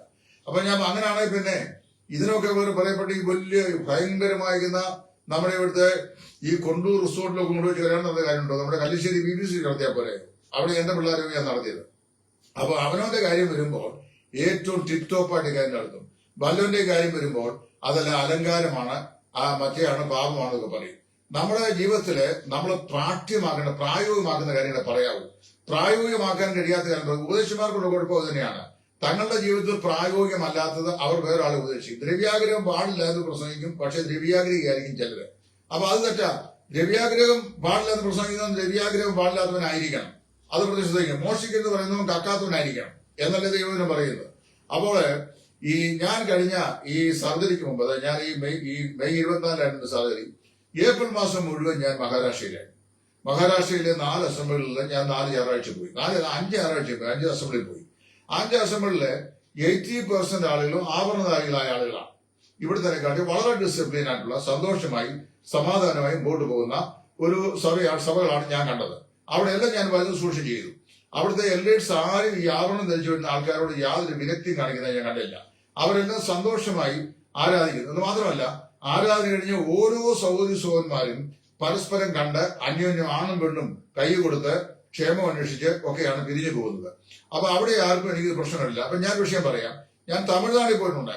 തമിഴ്നാട്ടിലെ അരുണാചലിൽ വലിയ സഭയുണ്ട്, 2000-ലധികം ആൾക്കാർ കൂടുന്ന സഭയുണ്ട്. അപ്പൊ അവിടെ ഞാൻ പോയി പ്രസംഗിച്ചിട്ടുണ്ട്. തമിഴ്നാട്ടിലെ പല സഭ ഞാൻ പോയിട്ട്, കർണാടകത്തിൽ ഞാൻ പല സഭകളിൽ പോയിട്ടുണ്ട്. അപ്പൊ നോർത്തിലെ പല സഭകളിൽ ഞാൻ പോയിട്ടുണ്ട്. അവിടെയൊക്കെ ആഭരണധാരികളായ വിശ്വാസികളെ കണ്ട് അവരോട് ആരാധിക്കുന്നതിനോ തിരുവത്താഴം മുറിക്കുന്നതിനോ ഒന്നും എനിക്കൊരു പ്രയാസവും ഒരിക്കലും ഉണ്ടായിട്ടില്ല. ഞാൻ ചെയ്തിട്ടില്ല. എനിക്കത് പ്രയാസമായിട്ട് തോന്നിയിട്ടുമില്ല. എന്റെ ജോലി സ്ത്രീകളുടെ ആഭരണം ധരിക്കുന്ന കാര്യമോ, അവരെ ചുരിദാർ ഇടുന്ന കാര്യമോ, അതുപോലെ അവർ സാരി എടുക്കുന്ന കാര്യമോ, ഇതൊന്നും എന്റെ വിഷയങ്ങളിൽപ്പെട്ട വിഷയമല്ല. അതൊക്കെ സ്ത്രീകൾക്ക് അവരോട് സ്വാതന്ത്ര്യപ്പെട്ട വിഷയങ്ങളാണ്. നമ്മളിങ്ങനെ ഈ ഉള്ളി പൊളിക്കുന്ന പോലെ കൊതുകിനെ അരിക്കുകയോ ഒട്ടകത്തെ വിഴുങ്ങുകയും ചെയ്ത പ്രതിഭാസത്തെയാണ് ഞാൻ ഈ മനസ്സുകൊണ്ട് തീർക്കുന്നത്, അല്ലെ വിമർശിക്കുന്നത്. അപ്പൊ നിങ്ങൾ ശ്രദ്ധിക്കേണ്ട വിഷയം, ഇവിടെയൊക്കെ ഇത് ഉപയോഗിക്കാം. പിന്നെ എവിടെയാണ് ഉപയോഗിക്കാൻ പാടില്ലാത്തത്? നമ്മുടെ സെൻട്രൽ ട്രാവൻകൂറിലെ പഴയ സഭകൾ അവർ പറയാണ് ഈ ആഭരണം പാവമാണ്, അത് ഉപദേശമാണ്. എന്നോട് 2 ആൾക്കാർ വിളിച്ചു പറഞ്ഞു, ആഭരണം ഉപദേശമാണോ ഇല്ലയോ തീർത്ത് പറ. ഞാൻ പറഞ്ഞ ഉപദേശമേ അല്ല, അത് പിന്നെന്താണ്? അതൊരു നല്ല മാതൃകയാണ് എന്ന് പറഞ്ഞു കഴിഞ്ഞാല് മറ്റുള്ള ആളുകളിൽ നിന്ന് ഞങ്ങൾ വ്യത്യസ്തരാണ് എന്ന് കാണിക്കാം. പക്ഷേ ആഭരണത്തെ മാത്രം പോരാ, ജീവിതത്തിന്റെ എല്ലാ തലങ്ങളിലും ഈ വാചനം ആവശ്യമാണ്. അങ്ങനെയാണെങ്കിൽ എന്ത് ചെയ്യാൻ പാടില്ല? ലൂയിസ് വിലപ്പെട്ട ഷർട്ട് വാങ്ങിക്കാൻ പാടില്ല. കാരണം ലൂയിസ് വിലപ്പെട്ട ഷർട്ട് വലിയ വിലയാണ്. ഞാൻ ചെല്ലുമ്പോൾ മൂന്നാല് ലൂയിസ് വെൽവെറ്റ് ഷർട്ട് പോയിട്ട് ലുലു സെന്ററിൽ നിന്ന് എനിക്കത് ഇഷ്ടമിടാൻ വേണ്ടി ഭയങ്കര വിലയുമാണ്. അപ്പൊ അത് വാങ്ങിച്ചിടും. അപ്പൊ പിന്നെ ആഡംബരം വേണ്ടെങ്കിൽ ആഡംബരത്തിന്റെ കൂട്ടത്തിൽ വരുന്നതാണെങ്കിൽ ലൂയിസ് ഫിലിപ്പിന്റെ സെന്റ് മാർട്ടിന്റെ ഒന്നും ആവശ്യമില്ല. നമുക്ക് പീറ്റർ ഇംഗ്ലണ്ടും വേണ്ട, നമുക്ക് സാധാരണ ഡ്രസ്സ് മതി. 300 രൂപയ്ക്കൊക്കെ ഇവിടെ കിട്ടും. അതിന്റെ ആവശ്യമല്ലേ ഉള്ളൂ. അപ്പം ലൂയിസ് ഫിലിപ്പ് വാങ്ങിക്കാൻ പാടില്ല. അതുപോലെ തന്നെ 16 വാൽവ് ഉള്ള വലിയ ലേറ്റസ്റ്റ് മോഡൽ വണ്ടി മെഴ്സിഡസ് ബെൻസിന്റെ വാങ്ങിക്കേണ്ട ആവശ്യമില്ല. സാധാരണ വണ്ടിയുടെ ആവശ്യമുള്ളൂ. അതുപോലെ തന്നെ റെയ്ബാന്റെ ഗ്ലാസ് വെക്കേണ്ട ആവശ്യമില്ല. നമ്മുടെ സാധാരണ ഗ്ലാസ് വെച്ചാൽ മതി. എന്റെ മുഖത്തൊക്കെ ഇരിക്കുന്ന ഗ്ലാസ് വെച്ചാൽ മതി. 2300 രൂപയുടെ വിലയുള്ളൂ. അത് വെച്ചാൽ മതി. അതുപോലെ തന്നെ റാഡോഡ് വാച്ചിന്റെ ആവശ്യമില്ല. സാധാരണ വാച്ചിന്റെ ആവശ്യമേ ഉള്ളൂ. ഞാൻ കൈയൊക്കെ ഇട്ടിരിക്കുന്ന വാച്ച് സാധാ HMTയുടെ വാച്ചാണ്. അപ്പൊ അത് പഴയ വാച്ചായി. ഇപ്പൊ ആ സാധനം ഉണ്ടോ എനിക്കറിയാൻ വയ്യ. അതിന്റെ ആവശ്യമുള്ളൂ. അപ്പൊ അങ്ങനെയല്ലല്ലോ ഈ എല്ലാ തരം നമ്മുടെ വിവാഹ വേദികളിലൊക്കെ പോകണം. വിവാഹത്തിൽ പോകുമ്പോൾ യുവാക്കളായ ആളുകൾ നമ്മുടെ ഇവിടെ വിവാഹത്തിലൊക്കെ അറ്റൻഡ് ചെയ്യാൻ പറ്റുന്ന ചെറുപ്പക്കാർ പിള്ളേരെ ഞാൻ കണ്ടുണ്ട്. ഏതെല്ലാം നിലയുള്ള അലങ്കാരമുള്ള വസ്ത്രങ്ങൾ അവർ ധരിക്കുന്നത്. ഞാൻ അവരെ ആരെയും വിമർശിക്കാൻ പോയിട്ടില്ല. അപ്പൊ അതൊന്നും അലങ്കാരത്തിൽപ്പെട്ടതല്ലേ? സ്ത്രീകൾ ഉപയോഗിക്കുന്ന മുത്തുകൾ പതിച്ച സാരികളൊന്നും അലങ്കാരമല്ലേ? തലയിലിടുന്ന സ്കാർഫിന് പോലും വ്യത്യാസമില്ലേ? ഇപ്പൊ ഞാൻ പറഞ്ഞത് ഈ സ്വർണം എന്ന് പറയുന്ന ഒരൊറ്റ വിഷയം കേൾക്കുമ്പോൾ വളരെ അലർജിയാണ്. നിങ്ങൾ ഇതിനാ ഇത്രയും ബോധേഡാകുന്നത്? ഒരുത്തരൊരു സ്വർണം ഇട്ട് കഴിഞ്ഞാൽ നരകത്തിൽ പോകുമോ? അത് സ്വർഗത്തിലൂടെ കർത്താവ് കയറ്റുകയല്ലേ? ഇനി അത് മാത്രമല്ല, ഇനി വെളിപ്പാട് പുസ്തകം പറയുമ്പോൾ അവിടെ തങ്കത്തെരിവേദി, പിന്നെ തങ്കവിളക്ക്, ഇതൊക്കെയാണ്. അവ പറഞ്ഞറിയാവോ? അതല്ല അലിഗോറിക്കലാണ് എന്ന് പറഞ്ഞാൽ അതൊന്നും യഥാർത്ഥമല്ല. അതൊക്കെ വെറും ഇങ്ങനെ ഭാവനയും പറഞ്ഞതാണ്. അത് ഇവിടെ പറയണ്ട, വേറെ എവിടെയും പറഞ്ഞാൽ മതി. ബാക്കി സമാഗമന കൂടാരത്തിനകത്ത് ചെയ്ത് കഴിഞ്ഞാൽ അവിടെ മുഴുവൻ തങ്കമാണ്. ഇനി ഭാവി നടക്കാൻ പോകുന്ന സ്വർഗത്തെ പറയുമ്പോൾ തങ്കത്തെരിവീതിയാണ്. അപ്പൊ ഇത് വാസ്തവത്തില് നമ്മുടെ ആളുകൾ ഒരു മാതൃക എന്ന് പറഞ്ഞാൽ പിൻപറ്റി. ഇന്നിപ്പോ വന്നപ്പോ വർജനവുമില്ല, ഒന്നുമില്ല, യാതൊന്നുമില്ല. ഇതൊരു ഒരു ആചാരപരമായ നിലയിൽ ഇങ്ങനെ ദൈവാത്മശക്തി ഇല്ലാത്ത ഒരു നിലയിൽ കാര്യങ്ങൾ കൊണ്ടുപോകുന്നത്, ദൈവവചനം പറയുന്ന കാര്യങ്ങളെ ശരിയായ നിലയിൽ അനുസരിക്കാൻ മനസ്സിലാതെ ഓരോരുത്തർ അവരവർക്ക് തോന്നുന്നൊക്കെ ചെയ്യുകയും അത് ശരിയാണെന്ന് പറയുകയും ചെയ്തേച്ച് ആവരണ വിഷയത്തിൽ മാത്രം കൊടുംപിടുത്തം. ആ കൊടുംപിടുത്തത്തോട് ഞാൻ യോജിക്കുന്നില്ല. അപ്പോഴാണ് ഇന്ന് രാവിലെ എന്നോട് ഒരു പിതാവ് ചോദിച്ചത്, അങ്ങനെയാണെങ്കിൽ why you and your wife do not wear it? ഞങ്ങൾക്ക് വേണ്ടാന്ന്, ഞങ്ങൾക്ക് അതിന്റെ ആവശ്യമില്ല, അതുകൊണ്ടാണ്. അപ്പൊ ഞാൻ പറയുക, അച്ചാനിയ സ്വർണ്ണം ഉണ്ടായിട്ട് ഞാൻ ഉപയോഗിച്ചോളാം തോന്നും, ഞാൻ എടുത്തോളാം തോന്നും. അപ്പൊ ഞാൻ പറഞ്ഞത്, ഈ സ്വർണം ഇല്ലെങ്കിലും സ്വർണം ഉപയോഗിക്കുന്നില്ലെങ്കിലും സ്വർണം കടത്തിയിട്ടുള്ള ചില ആളുകൾ എനിക്കറിയാം. പക്ഷെ അവരുടെ പേരൊന്നും ഞാൻ പറഞ്ഞിട്ടില്ല. അപ്പൊ ഞാൻ അതുകൊണ്ട് ദൈവം തമ്പുരാൻ ഈ ഭൂമിയിൽ സൃഷ്ടിച്ചിട്ടുള്ള പല കാര്യങ്ങൾക്കും പലതും ഒക്കെ എല്ലാം മനുഷ്യരോടും ജീവജാലങ്ങളോടും ബന്ധപ്പെട്ട ഇതായിരുന്നു ദൈവം തന്നേക്കുന്നത്. അപ്പൊ ലോകത്തിലുള്ള എല്ലാ സാധനങ്ങളും നമുക്ക് തന്നിട്ടുണ്ട്. ഒരു സ്വർണം ഒരു മനുഷ്യൻ, അപ്പം ഒരാളുടെ കഴുത്തിൽ ഒരു മാല ഇട്ടാൽ ഉടനെ അത് അലങ്കാരമായി പോയി എന്നാണ് വ്യാഖ്യാനം. അതിനെന്താ പ്രത്യേകിച്ച് ഇത്രമാത്രം അലങ്കാരം? അതല്ലാതെ വേറെ എനിക്കിവിടെ പറയാൻ വയ്യാത്ത വേറെ ഒരുപാട് കാര്യങ്ങളുണ്ട് അലങ്കാരന്റെ ഭാഗം. അതൊന്നും പറയാൻ ഞാൻ ആഗ്രഹിക്കുന്നില്ല. അതുകൊണ്ട് നമ്മൾ ഇങ്ങനെയുള്ള നിസ്സാര വിഷയങ്ങളൊക്കെ പറഞ്ഞു ഇതിനെ ഉപദേശമാക്കാൻ പോകാതിരിക്കുക. ഞാൻ ഇപ്പോഴും ആവർത്തിച്ച് പറയുന്നു, okay, if you do not want to wear ornaments, നല്ല കാര്യമാണ്. നിങ്ങൾ അത് വർജിക്കുന്നെങ്കിൽ നല്ല കാര്യം. പ്രത്യേകിച്ച് ധൈര്യമായിട്ട് നമുക്ക് വഴി നടക്കലും ചെയ്യാതെ കള്ളം പിടിച്ചു വെച്ചുകൊണ്ട് പോവുകയില്ല. അപ്പോൾ നല്ല കാര്യമാണ്. അതിനൊരു നല്ല മാതൃക എന്ന് പറയാം. എന്നാൽ അതിനെ എവിടെ ഉപദേശം എന്ന് പറയുന്നത്? കർത്താവായ യേശു ഇതേക്കുറിച്ച് ഇവിടെ കൽപ്പിച്ചിട്ടുണ്ടോ? നിങ്ങൾ സ്വർണ്ണം ഇടണമെന്നോ ഇടണ്ടെന്നോ വല്ലതും പറഞ്ഞിട്ടുണ്ടോ? അവരെ അപ്പോസ്റ്റലന്മാർ ധരിച്ചില്ലെന്ന്. അപ്പോസ്റ്റലന്മാർ സ്വർണ്ണം ധരിച്ചോ നമുക്കിവിടെ അറിയുന്നത്. അപ്പോസ്റ്റലന്മാർ ചെയ്ത കാര്യങ്ങളെല്ലാം അപ്പോസ്റ്റലന്മാർ ചെയ്തിട്ടുണ്ടോ? അപ്പോസ്റ്റലന്മാരുടെ പ്രവൃത്തികളിൽ നമുക്കറിയാൻ ആവശ്യമുള്ളതായി ദൈവാത്മാവ് തോന്നിയ ചില കാര്യങ്ങളൊക്കെ നമുക്ക് എഴുതി തന്നിട്ടുണ്ട്. പിന്നെ 2000 വർഷം കഴിയുമ്പോൾ ഭൂമിയിൽ ഉണ്ടാകുന്ന ഒരു സംവിധാനത്തെ സംബന്ധിച്ച് 2000 വർഷം മുമ്പ് അപ്പോസ്റ്റലന്മാരോട് ഇങ്ങനെ ആയിരിക്കണമെന്ന് പറഞ്ഞിട്ടുണ്ട്. അങ്ങനെ പറഞ്ഞിട്ടില്ലല്ലോ. അപ്പൊ ഞാൻ പറഞ്ഞത് ഇതല്ല വിഷയം. ഇതിനേക്കാളൊക്കെ പ്രധാനപ്പെട്ട വിഷയം ഹൃദയത്തിന്റെ വിശുദ്ധിയാണ്, ആന്തരിക വിശുദ്ധി. അതാണ് ഈ അക്ഷയഭൂഷണമായ ഹൃദയത്തിന്റെ ഗൂഢമനുഷ്യൻ എന്ന് പറയുന്നതാണ് വിശുദ്ധ ഹൃദയം എന്ന അതിന്റെ അർത്ഥം. അക്ഷയഭൂഷണമായ ഹൃദയത്തിന്റെ ഗൂഢമനുഷ്യൻ. അപ്പൊ പുറമേയുള്ള അലങ്കാരങ്ങളെക്കാൾ കർത്താവിന് പ്രസാദകരമായിരിക്കുന്നത്, ദൈവം ആവശ്യപ്പെടുന്നത് അകമയുള്ള വിശുദ്ധി എന്നാണ്. ഇപ്പൊ അകമേ വിശുദ്ധി വേണ്ടതില്ലാതെ ദൈവം ആഗ്രഹിക്കുന്ന വിശുദ്ധിയുടെ നിലവാരമില്ലാതെ ജീവിക്കുകയും അതേസമയത്ത് പുറമെ ഇതൊന്നും വേണ്ട എന്ന് പറയുകയും ചെയ്യുന്നത് ശരിയല്ല. ഒരിക്കൽ കർത്താവോ യേശു പരീക്ഷന്മാരെയും ശാസ്ത്രിമാരെയും നോക്കി പറഞ്ഞു, നിങ്ങൾക്ക് അയ്യോ കഷ്ടം. എന്താ പറഞ്ഞ അറിയാവോ? നിങ്ങളെല്ലാം വെള്ള തയ്ച്ച ശവക്കല്ല പോലെയാകും. എന്തായാലും പുറം മിനുങ്ങിയിരിക്കുന്നെങ്കിലും അകത്ത് ചീഞ്ഞു നടന്ന അവസ്ഥയാണ്. അത് പാടില്ല. നമ്മുടെ പ്രായോഗിക ജീവിതത്തിൽ നമുക്ക് ഈ ഭക്ത സിംഗിങ് ഗ്രൂപ്പിൽ ഞാൻ പോയിട്ടുണ്ട്. എനിക്ക് വളരെ ഇഷ്ടപ്പെട്ട അവരുടെ ആരാധന സംവിധാനവും അവർ നല്ല മനുഷ്യരുമാണ്. അവരുടെ ആരാധന almost identical that of brother.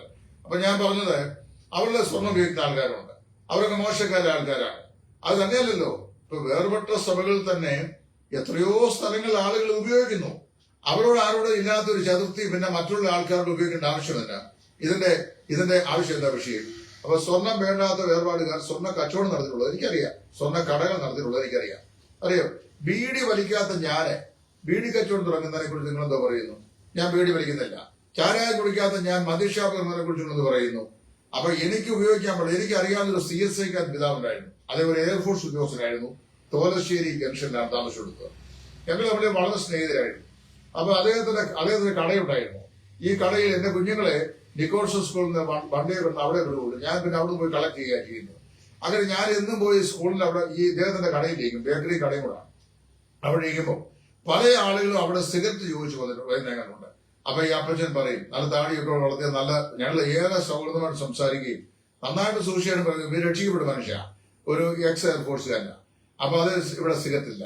അപ്പൊ ഒരു ദിവസം ഞാൻ ഈ അപ്പച്ചനോട് ചോദിച്ചു, എന്താ അപ്പച്ച ഈ സിഗരറ്റ് ഇടാത്ത ബാക്കിയെല്ലാം ഉണ്ടോ? അപ്പോൾ പറഞ്ഞു, ഞാൻ സിഗരറ്റ് വലിക്കുകയില്ല, സിഗരറ്റ് വലിക്കുന്നത് തെറ്റാണെന്ന് എന്റെ വിശ്വാസം. ഞാൻ തെറ്റെന്ന് വിശ്വസിക്കുന്ന സാധനം ഞാൻ വിൽക്കുന്നത് ശരിയല്ല. അതാണ് CSIക്കാരനാ. അപ്പൊ ഞാൻ പറഞ്ഞറിയാമോ, സ്വർണം ഉപേക്ഷിക്കുന്നവൻ സ്വർണ്ണ കച്ചവടം ചെയ്യാൻ പാടില്ല. വെറ്റില മുറുക്കാൻ, വെറ്റില കൃഷി വെറ്റില തെറ്റാണെന്ന് പറയുന്നവൻ വെറ്റില കൃഷി ചെയ്യാൻ പാടില്ല. കമുകും അടയ്ക്കായും പാമ്പമാണ് കൊടുത്തതും കമുക് തോട്ടം വാങ്ങിക്കാൻ പാടില്ല, കമുക് വെക്കാൻ പാടില്ല, പാമ്പിന്റെ ആദായം വേണ്ടെന്ന് വെക്കണം.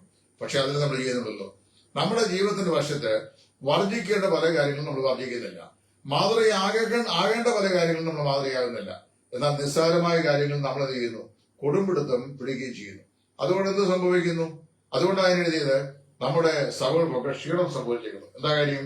പല ആളുകളും മുമ്പോട്ട്. അപ്പൊ എന്നോട് അടുത്ത കാലത്ത് ഇത് പറഞ്ഞു. ഞാനൊരു ഒരു വിദൂര സ്ഥലത്ത് പോയി ഇങ്ങനെ സംസാരിച്ചുകൊണ്ടിരിക്കുമ്പോൾ ഒരു ഫാമിലിയോട് പറഞ്ഞു, ഞങ്ങൾ വാസ്തവത്തിൽ അവിടെ വരാൻ തയ്യാറാണ്, നിങ്ങളുടെ ഒക്കെ കൂടെ ആരാധനയും കാര്യങ്ങളൊക്കെ ഞങ്ങൾ വളരെ ഇഷ്ടമാണ്. പക്ഷേ ഒരു ചെറിയ മാല ഇട്ട് കഴിഞ്ഞാൽ ഉടനെ അവിടെ വന്നു കഴിഞ്ഞാൽ കുത്തി പ്രസംഗം. ഞങ്ങൾ സഭയിൽ ചെന്നു കഴിഞ്ഞപ്പോൾ അതൊരു വിഗ്രഹമാണെന്ന് പറഞ്ഞായിരുന്നു അന്നത്തെ പ്രസംഗം.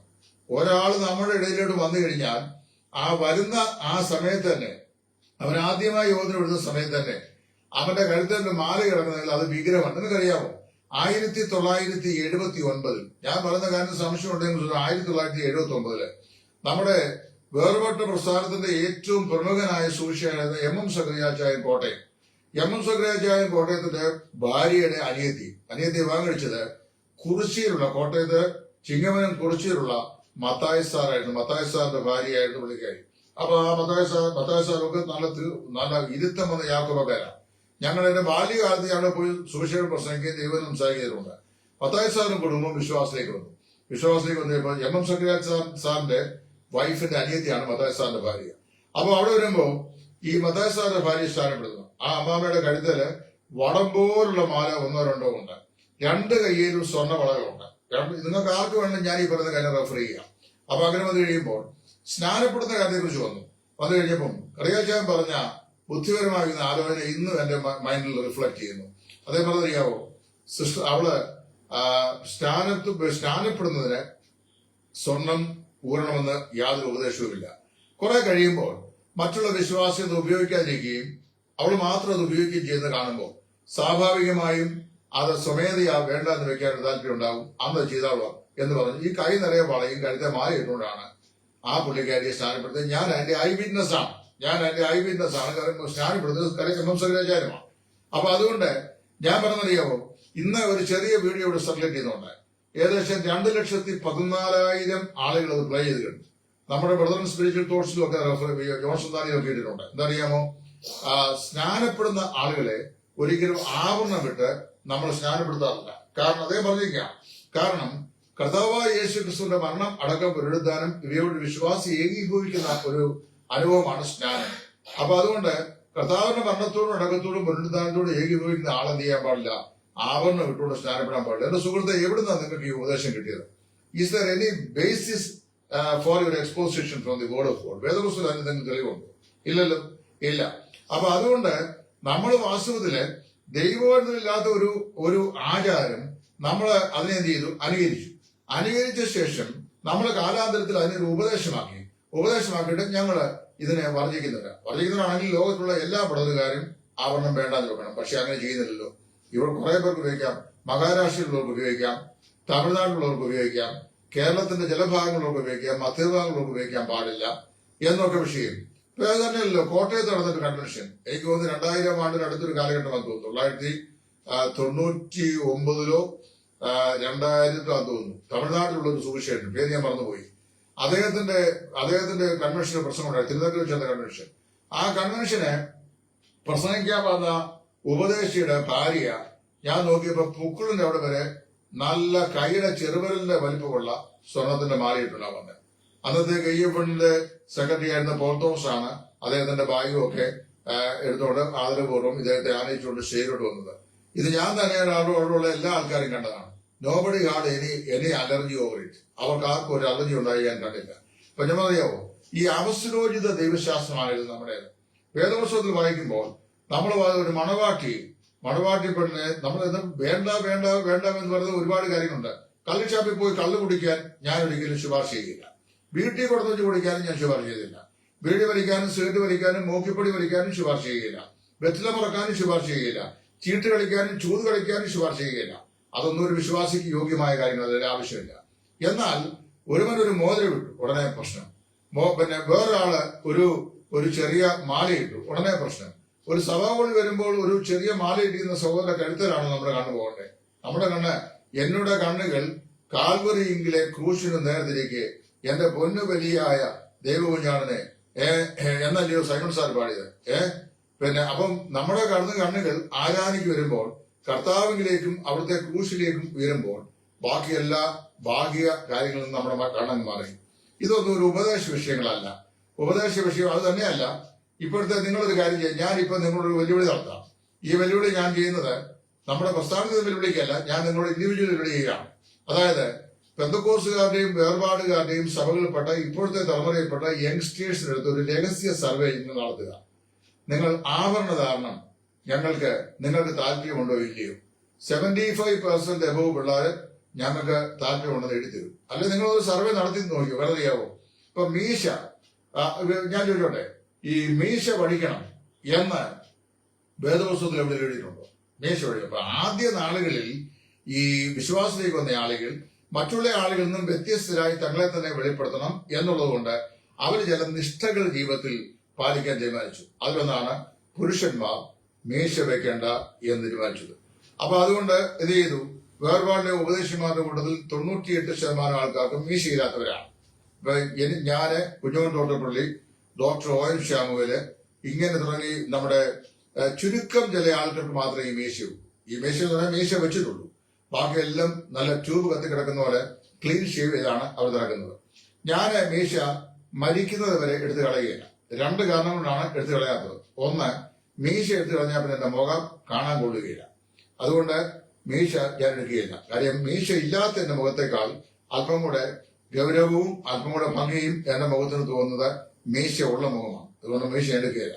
രണ്ടാമത്, മീശ ദൈവം തമ്പുരാൻ എനിക്ക് തരികയും സ്ത്രീകൾക്ക് കൊടുക്കാതിരിക്കുകയും ചെയ്തതിന്റെ കാരണം പുരുഷന് ഈ മീശ ആവശ്യമുണ്ട് എന്നുള്ളതുകൊണ്ടാണ്. ബ്രിട്ടനിൽ നിന്ന് ഇംഗ്ലീഷ് രാജ്യങ്ങളിൽ നിന്ന് ഇവിടെ വന്ന എല്ലാ സായിപ്പന്മാരും മീശയുള്ളവരും താടിയുള്ളവരുമായിരുന്നു. ഇവിടെ ആർക്കും ഒരു സൂക്കേടും ഉണ്ടായിരുന്നില്ല. എന്നാൽ ഇവിടെ ഉള്ളവരെന്ത് ചെയ്തു? അവരെ ചേന ചെത്തുന്ന പോലെ ഷേവ് ചെയ്തു. അതുകൊണ്ട് ചെയ്തു മീശ വെക്കാൻ പാടില്ല എന്ന് പറഞ്ഞു. ആ സ്ഥാനത്ത് തന്നെ നമ്മുടെ പിള്ളേർ ഇപ്പൊ ബുൾഗൻ വെച്ചുകൊണ്ട് ആരാധനയ്ക്ക് വരുന്നുണ്ടല്ലോ. ബുൾഗൻ എത്ര പേരെ ഞാൻ കണ്ടു ബുൾഗൻ വെച്ചുകൊണ്ട് ആരാധനയ്ക്ക് വരുന്നത്. ആർക്കും ഒരു പ്രശ്നമില്ലല്ലോ. അതും പൈസ ഉള്ളിടത്തും പിടിപാടുള്ളടത്തും പിന്നെ ചില പ്രത്യേക മൂപ്പന്മാരുടെ വീട്ടിൽപ്പെട്ട ആളുകളുമാണെങ്കിൽ അവരെ ബുൾഗൻ വെച്ചുകൊണ്ട് വന്നാൽ മീശ വെച്ചുകൊണ്ട് പ്രശ്നമില്ല. നേരെ മറിച്ച് നാളെ രാവിലെ ഞാൻ ബുൾഗൻ വെച്ചുകൊണ്ട് ചെന്ന് കഴിഞ്ഞാൽ ബുൾഗൻ വെക്കാതെ ചെന്നാൽ പോലും എന്നെ കയറ്റിയില്ല. അപ്പൊ എന്നെ ബുൾഗൻ വെച്ചുകൊണ്ട് ചെന്നാൽ കയറ്റുമോ? അപ്പൊ ഒരു കാരണവശാലും കയറ്റിയില്ല. ഞാൻ പറഞ്ഞത് കർത്താവ് യേശു ക്രിസ്തു കൽപ്പിച്ചതോ സ്ലീഹന്മാർ പിന്നീടുള്ള സഭ അത് കൈകാര്യം ചെയ്യാൻ വേണ്ടി നമുക്ക് കൽപ്പിതമായിട്ടുള്ള ഉപദേശങ്ങളുള്ളതുമായിട്ടുള്ള എല്ലാ ഉപദേശ സത്യങ്ങളും ചോദ്യം കൂടാതെ നമ്മൾ അനുസരിക്കാൻ വേണ്ടിയാണ് നാം വിളിക്കപ്പെട്ടിരിക്കുന്നത്. എന്നാൽ വേദപുസ്തകത്തിൽ വ്യക്തതയില്ലാത്ത കാര്യങ്ങളെ നമ്മൾ ഉപദേശമാക്കിക്കൊണ്ട് അടിച്ചേൽപ്പിക്കാൻ ശ്രമിക്കരുത്. അടിച്ചേൽപ്പിക്കുന്നത് ഒരിക്കലും ശരിയല്ല. അത് യോഗ്യമായ സംവിധാനമല്ല. ദൈവവചനം നമ്മളെപ്പോലെ തന്നെ വായിക്കാൻ കഴിവുള്ളവരാണ് എല്ലാവരും. വായിച്ച ആളുകൾ വായിക്കുന്നു, മനസ്സിലാക്കുന്നു, വിലയിരുത്തുന്നു, അതിനെ പ്രായോഗികമാക്കുന്നു. അങ്ങനെ വരുമ്പോൾ അപ്പൊ നിങ്ങൾ ചിന്തിക്കും, what kind of message that I am giving to the public. ഞാൻ സമൂഹത്തിന് എന്ത് മെസ്സേജാണ് നൽകുന്നത് നിങ്ങൾ ചിന്തിക്കുമായിരിക്കും. ഞാൻ സമൂഹത്തോടെല്ലാം നിങ്ങൾ ആഭരണം ധരിക്കുന്ന ഒരു മെസ്സേജ് നൽകാറില്ല. ഞാൻ അങ്ങനെ നൽകുന്നുമില്ല. എനിക്കത് അതിനുള്ള അതോറിറ്റി ഇല്ല. ഞാനത് ചെയ്യാറുമില്ല. അത് എന്റെ വിഷയമല്ല. അത് ഓരോരുത്തരുടെ വ്യക്തിപരമായ താല്പര്യമാണ്. എന്നാൽ ഞാൻ പറഞ്ഞത് സ്വർണം സ്വർണം സ്വർണം എന്നുകൊണ്ട് അതിന്റെ വിഗ്രഹമാണ്. ഇതാണ് നമുക്ക് പറഞ്ഞു വന്നത്. ഈ വേദപുസ്തകത്തിനകത്ത് പറയപ്പെടുന്ന സ്വർണത്തിന് നിങ്ങൾ സമാഗമന കൂടാരത്തിൽ തൊട്ടത് മുഴുവൻ സ്വർണ്ണമല്ലേ?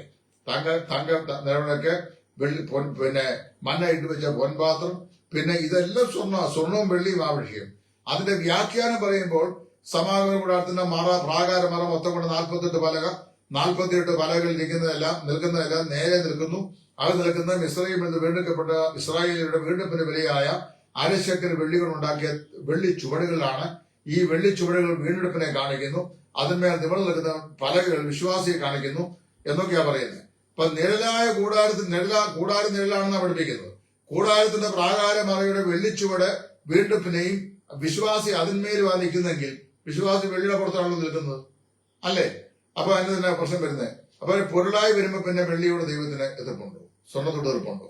ഏതെങ്കിലും നിലയില് ഉള്ള ഒരു ഒരു ഒരു വ്യക്തതയില്ലാത്ത കാര്യങ്ങളെ സമൂഹത്തെ പറഞ്ഞ് വിശ്വസിപ്പിച്ചിട്ട് അത് അങ്ങനെ ചെയ്യാൻ പാടില്ല. എന്റെ അഭിപ്രായ പ്രകാരം ആർക്കെങ്കിലും, ഞാൻ അങ്ങനെ പറയുന്നത്, നിങ്ങൾ എന്നെ ക്രൂശിച്ചാലും എനിക്ക് വിരോധമൊന്നുമില്ല. കാര്യം എനിക്ക് വയസ്സ് 64 നീ ഇപ്പൊ എത്ര കാലം കൂടെ ഉണ്ടെന്നൊന്നും എനിക്കറിയാൻ പറ്റും. കാര്യം നല്ല സുഖമൊന്നും ശരീരത്തിന് എപ്പോഴും ഇല്ല. അപ്പം ആരെങ്കിലും എന്റെ കൂടെ ആഭരണം ധരിച്ചുകൊണ്ട് വിശ്വാസികൾ വന്നു കഴിഞ്ഞാൽ ഞാൻ അവരെ സ്വീകരിക്കും. എന്നോട് വന്നു കഴിഞ്ഞാൽ ഞാൻ സ്വീകരിക്കും. ഞാൻ അവരോട് നിങ്ങൾ ആഭരണം പറഞ്ഞിരിക്കണമെന്ന് ഞാൻ പറയുകയില്ല. അവർക്ക് ആഭരണം വേണ്ട എന്ന് അവർ തീരുമാനിച്ചാൽ അവരത് ഊരിക്കളയുന്നു. അത് അവരുടെ വിഷയം. എന്നെ സംബന്ധിച്ച് ഈ ആഭരണത്തിൽ മാത്രം അലർജിയുള്ള ദൈവത്തെ അല്ല ഞാൻ സേവിക്കുന്നത്. ആഭരണം പോലെ തന്നെ ആഡംബരമുള്ള അല്ലെങ്കിൽ വില കൂടുതലുള്ള എല്ലാ ആഡംബരത്തിലുള്ളതാണ്. അറിയാവും.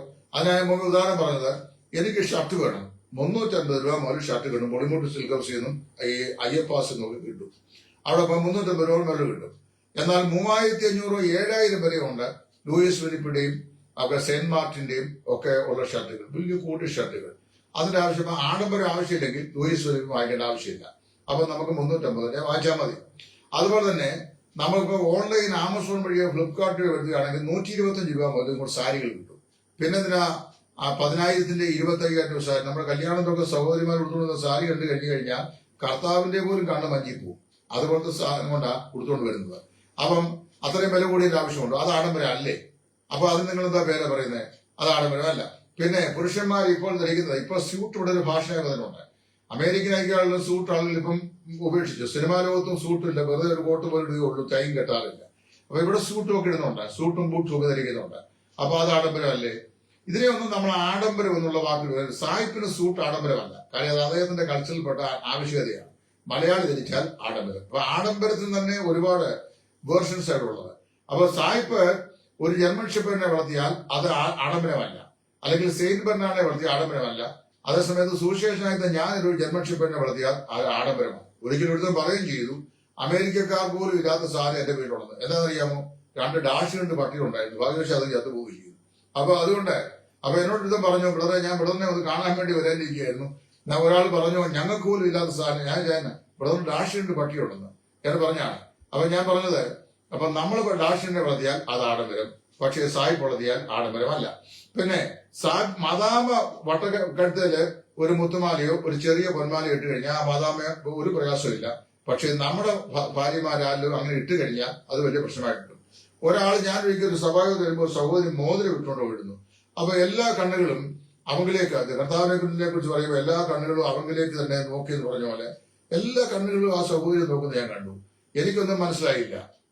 കുറെ കഴിഞ്ഞപ്പോഴാ ചിലരൊക്കെ ഇങ്ങനെ മർമർ ചെയ്യുന്നു. ഞാൻ മനസ്സിലാക്കി ആ സഹോദര കയ്യെ മോതിരം കിടപ്പുണ്ട്, അതാണ് വിഷയം. മനസ്സിലായോ? വേറൊരു സ്ഥലത്ത് സ്ഥലമൊന്നും ഞാൻ പറയുകയില്ല. വേറൊരു സ്ഥലത്ത് ചെന്ന് കഴിഞ്ഞപ്പോൾ ഒരു സിസ്റ്റർ ഒരു മാല ഇട്ടുകൊണ്ട്, ഇന്നല്ല കുറെ വർഷങ്ങൾക്ക് മുമ്പ്, 10-35 വർഷം മുമ്പ് ഒരു മാല ഇട്ടുകൊണ്ട് യോഗത്തിന് വന്നു. അപ്പൊ യോഗത്തിന് വന്നപ്പോൾ അവർ സ്റ്റേറ്റ്സിൽ നിന്ന് വന്നയാളാണ്. അപ്പൊ ഉടനെ ചുമതലപ്പെട്ട സഹോദരന്മാരോട് ചെന്ന് മാറ്റി നിർത്തി അവരോട് പറഞ്ഞു, തിരുവത്താഴത്ത് നിന്ന് പങ്കെടുക്കരുത്. എന്റെ പൊന്നു സഹോദര, കർത്താവിന്റെ മേശയിൽ നിന്ന് പങ്കെടുക്കാൻ ഒരു വിശ്വാസി യോഗ്യനാക്കി തീർക്കുന്നത് അവൻ രക്ഷിക്കപ്പെട്ട് സ്നാനപ്പെട്ട് വിശുദ്ധ ജീവൻ നയിക്കുന്ന ആളാണോ എന്നുള്ള ഒരൊറ്റ കാര്യം മാത്രമേ ഉള്ളൂ. അവൻ മാലയിട്ടിട്ടുണ്ടോ, തലയിൽ പൂ വെച്ചിട്ടുണ്ടോ, അല്ലെങ്കിൽ അവൻ സാരി എടുത്തിട്ടുണ്ടോ, അതോ അവൻ കാറ്റൊക്കെ ഇട്ടിട്ടുണ്ടോ, ഇതൊന്നും അല്ല അവൻ കർത്താവിന്റെ മേശയിൽ പങ്കാളിലാവുന്നത്. അത് തന്നെയല്ല, കർത്താവിന്റെ മേശയിൽ വിശ്വാസി പങ്കാളിയാകുമെന്ന് പറയാൻ ഒരു സഭയിൽ ആർക്കാണ് അധികാരമുള്ളത്? 1 കൊരിന്ത്യർ 11-ാം അധ്യായം പറയുന്നത് ഓരോരുത്തരും തന്നെത്താൻ ശോധന ചെയ്തിട്ട് അത് തിന്നുകയും കുടിക്കുകയും ചെയ്യണം എന്നാണ്.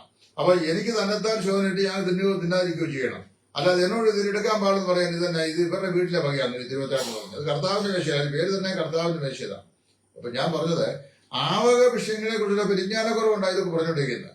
അപ്പൊ അതുകൊണ്ട് ഇവിടെ ഈ ശബ്ദം തന്നിരിക്കുന്ന സഹോദരൻ ആരാന്ന് എനിക്കറിയാൻ പറ്റും. അദ്ദേഹം പറഞ്ഞിരിക്കുന്നത് സ്നാനപ്പെടുന്ന സമയത്ത് നമ്മൾ ആവരണമായിട്ട് സ്നാനപ്പെടുത്താറില്ല. എന്താ കാരണം?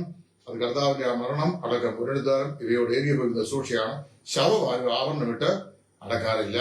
എന്ത് വീക്കറായിട്ടുള്ള ഒരു ആർഗ്യുമെന്റ് ഈ ആർഗ്യുമെന്റ്. ഇതൊന്നും അല്ല. സ്വർഗരാജ്യത്തിൽ നമ്മൾ ചെല്ലുമ്പോൾ 1824 ആവിർഭവിച്ച ഈ പഠന പ്രസ്ഥാനവും പിന്നെ 1800 ആദ്യകാലങ്ങളിൽ ആരംഭിച്ച യൂസൂസിയോസിന്റെ പ്രസ്ഥാനവും പിന്നെ 1800 ഒടുവിൽ ആരംഭിച്ച വിയോജിത പ്രസ്ഥാനവും പിന്നെ പഠന പ്രസ്ഥാനത്തിന് ശേഷം ആരംഭിച്ച ഇന്ത്യൻ പെന്തക്കോസ്റ്റൽ പ്രസ്ഥാനത്തിനും ഒക്കെ മുമ്പേ കോടാനുകോടി വിശുദ്ധന്മാർ നമുക്ക് മുമ്പേ ദൈവരാജ്യത്തിന്റെ പന്തിയിലിരിപ്പുണ്ട്. അവരിപ്പുണ്ട്. അവരിൽ ആവരണം ധരിച്ചവരും ധരിക്കാത്തവരും ഉപയോഗിച്ചവരും ഉപയോഗിക്കാത്തവരും എല്ലാം ഉണ്ട്. വെറും നിസ്സാരമായ കാര്യങ്ങൾ കൊണ്ട് നമ്മുടെ ഹൃദയങ്ങളെ ഭേദിപ്പിക്കാതെ ദൈവഭക്തിക്ക് പ്രാധാന്യം കൊടുക്കുകയും ജീവിത വിശുദ്ധിക്ക് മുൻഗണന കൊടുക്കുകയും പ്രയോറിറ്റി ഓഫ് ലൈഫ്. ഇപ്പൊ നിങ്ങളുടെ അലങ്കാരം തലമുടി പിന്നുന്നതും പിന്നെ വിലയേറിയ വസ്ത്രം ധരിക്കുന്നതും ആവരണത്താൽ അലങ്കരിക്കുന്നതും അല്ല എന്ന് പറഞ്ഞു കഴിഞ്ഞാൽ your priority should not be that എന്നതിന്റെ അർത്ഥം. നിങ്ങൾ അത് ഉപയോഗിക്കാൻ പാടില്ല എന്നല്ല. അങ്ങനെ ഒരു വ്യാഖ്യാനം ഞാൻ വായിച്ചിട്ട് ഞാൻ കേട്ടിട്ടുമില്ല. അതുകൊണ്ട് ഞാൻ ഇവിടെ പറയട്ടെ, ഈ വക കാര്യങ്ങളൊക്കെ ഒരു പ്രാദേശിക സഭയുടെ സ്വാതന്ത്ര്യത്തിന് വിട്ടുകൊടുക്കുക. അറിയോ, ഇപ്പം വേർപാട് സഭകൾക്ക് സെൻട്രൽ സിസ്റ്റം ഒന്നുമില്ലല്ലോ. അതായത് എല്ലാ വേർപാട് സഭകളുടെയും കൂടെ മേലധ്യക്ഷനായ ഒരു മെത്രാപ്പോലിത്തായോ അല്ലെങ്കിൽ ഒരു വലിയ ആർച്ച് ബിഷപ്പ് മൂപ്പനോ പിന്നെ അതിന്റെ കീഴിൽ മറ്റ് ബിഷപ്പുമാരോ ഒന്നുമില്ല. Every local church is independent in itself and autonomous government. അതുകൊണ്ട് പിന്നെ ഓരോ പ്രാദേശിക സഭ തീരുമാനിക്കട്ടെ. ഒരു പ്രാദേശിക സഭ പറയുക, ഞങ്ങളുടെ ഇവിടുത്തെ പോളിസി ഞങ്ങള് ആഭരണം ധരിക്കേണ്ട എന്നാണ്. അതുകൊണ്ട് ഞങ്ങൾക്ക് അതിനകത്ത് പ്രായോഗികമായ ബുദ്ധിമുട്ടുണ്ട്. അങ്ങനെ പറഞ്ഞാൽ പോലും ആഭരണം ധരിച്ചുകൊണ്ട് നമ്മുടെ ഇടയിൽ ഒരാൾ വന്നു കഴിഞ്ഞാൽ ആ ആളിനെ കർത്താവിന്റെ വേഷം മുടക്കാനോ ആരാധന വിലക്കാനോ നമുക്ക് അവകാശമില്ല. യാക്കോബിന്റെ ലേഖനം കൂടെ നിങ്ങൾ വായിക്കണം പറഞ്ഞുകൊണ്ട് നിർത്തുകയാണ്. നിങ്ങളുടെ സഭയിൽ കയ്യിൽ മോതിരമിട്ടുകൊണ്ട് ഒരുവൻ വന്നു കഴിഞ്ഞാൽ നിങ്ങൾ അവനോട് സുഖേന വന്ന് വലിയൊരു വസ്ത്രവും ധരിച്ചും കയ്യിൽ മോതിരമിട്ടുകൊണ്ട് എടുത്ത് വന്നാൽ സുഖേന വന്ന് ഇവിടെ ഇരുന്ന് കൊള്ളുക എന്നും അതില്ലാതെ വൃത്തം വന്നു കഴിഞ്ഞാൽ ഞാൻ കുറെ പേരുന്നാളും പറയാൻ യാക്കോബിനോട് യാക്കോബ് പറഞ്ഞേക്കുന്നത്. അപ്പൊ അതിനർത്ഥം എന്നാ? കർത്താവിന്റെ സഹോദരനായിരുന്ന ഈ ലേഖനം എഴുതിയ ഈ യാക്കോബിന്റെ കാലഘട്ടത്തിലെ യെരുശലേമിലെ സഭയിൽ പോലും ഈ കയ്യിൽ മോതിരമിട്ടുകൊണ്ട് വിടുന്ന ആൾക്കാരുണ്ടായിരുന്നു അതിന്റെ അർത്ഥം. അപ്പൊ അവിടെ യെരുശലേമിലെ ഇനി അതിനെക്കുറിച്ച് ഞാൻ ഒരു ഗവേഷണ പ്രബന്ധം തയ്യാറാക്കണം എന്ന് പറഞ്ഞാൽ എനിക്കിപ്പോ അതിന് സമയമില്ല. സമയം എന്ന് പറഞ്ഞാൽ ആരോഗ്യമില്ല, സമയമില്ല, അതുകൊണ്ടും പ്രയോജനമില്ല. അതുകൊണ്ട് നമ്മൾ ഇങ്ങനെയുള്ള വീക്കർ ആർഗ്യുമെന്റ്സ് ഒക്കെ ഉപേക്ഷിച്ച് പ്രാദേശിക സഭയുടെ ദിസ് ഈസ് മൈ കൺക്ലൂഷൻ, ഇങ്ങനെയുള്ള വിഷയങ്ങൾ പ്രാദേശിക സഭയുടെ സ്വാതന്ത്ര്യം വിടുക. പ്രാദേശിക സഭയുടെ സ്വാതന്ത്ര്യ പ്രകാരം ഇപ്പോൾ ഒരു സ്ഥല സഭയ്ക്ക് അവിടെയുള്ള ആളുകൾ ആഭരണം ധരിക്കുകയോ ധരിക്കാതിരിക്കുക. എന്നോട് ഒരു സഹോദരി ചോദിച്ചു, ഒരു സഹോദരി മാലയിട്ടുകൊണ്ട് ഞാനുണ്ടായിരുന്ന ഒരു സഭയിൽ വന്നു. അപ്പോൾ അയ്യോ, ഞാൻ എന്റെ മക്കളോടൊക്കെ എന്തോ പറഞ്ഞു കേൾപ്പിക്കും. ഞാൻ എന്തോ പറ്റി, ഇത് കണ്ടില്ലയോ ആഭരണം ഇട്ടുകൊണ്ട് വന്നേക്കുന്നത്.